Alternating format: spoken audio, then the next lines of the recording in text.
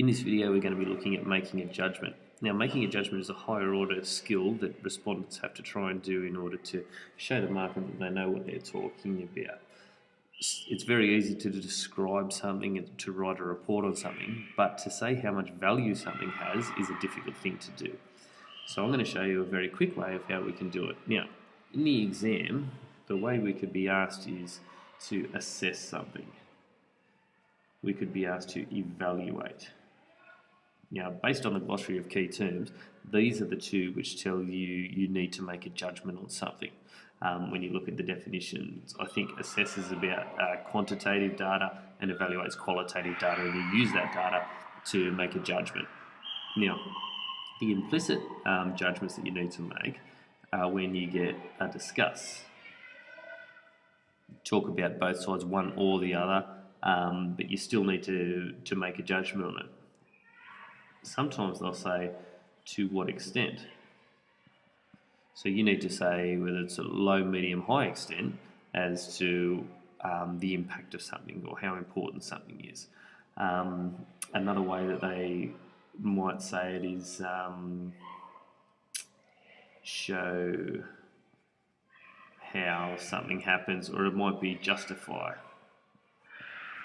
Okay, so any of these ways are where we need to make a judgment. Now, what we will so often see is that students will say, to a very high extent. Okay, so they think that when they've got very high, yes, they're using modality to say very high extent, because they could have just said to a high extent. They could have said to some extent. Okay, they could have said to a super extent. All right, so there are lots of different ways that you can use modality to make a judgment. And if you're stuck and you can't use my next trick, then just stick with this, okay? And you should be okay. You've made a judgment, but you're not higher order. So here is an example that we've got underneath about Paul of Tarsus and his impact on Christianity. Paul of Tarsus was extremely important in spreading Jesus' message. Right, the first one, extremely important. That's a pretty good judgment. His dedication, charisma, and political voice ensured the longevity of the tradition. Fine. Let's have a look at the second one. Paul of Tarsus was vital in spreading the message of Jesus Christ to the world.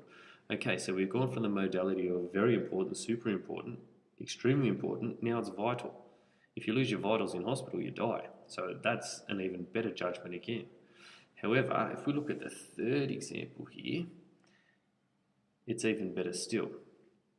If it had not been for Paul of Tarsus, St. Paul's conversion on the way to Damascus, it is highly likely that Christianity would have died out as a sect of Judaism. His informed political voice, exceptional charisma, and unsurpassed dedication to follow Jesus' final directive ensured the longevity of the tradition and relevance for its 2.1 billion followers. That's the best judgment.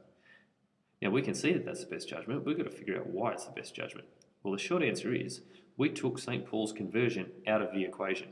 So we assumed that it never happened. Then what we did is hypothesize what would have happened if he hadn't have had his conversion. So if St. Paul hadn't have had his conversion, we've given him a bit of background information there by talking about on the way to Damascus. So we're showing the marker we know what is happening. It is highly likely that, we didn't say it wouldn't have happened, we're saying that it's highly likely that. So we're making an informed judgment there, an informed hypothesis that Christianity would have died out as a sect of Judaism, again showing background information. Now here I've just used some descriptive words: informed political voice, exceptional charisma, unsurpassed dedication, all which make the judgment stronger. Okay, to follow his final directive ensured the longevity of the tradition and relevance for its 2.1 billion followers. Again, some extra complementary information that's going to make it sound good. So either of these three are judgments, but the final one's the best judgment.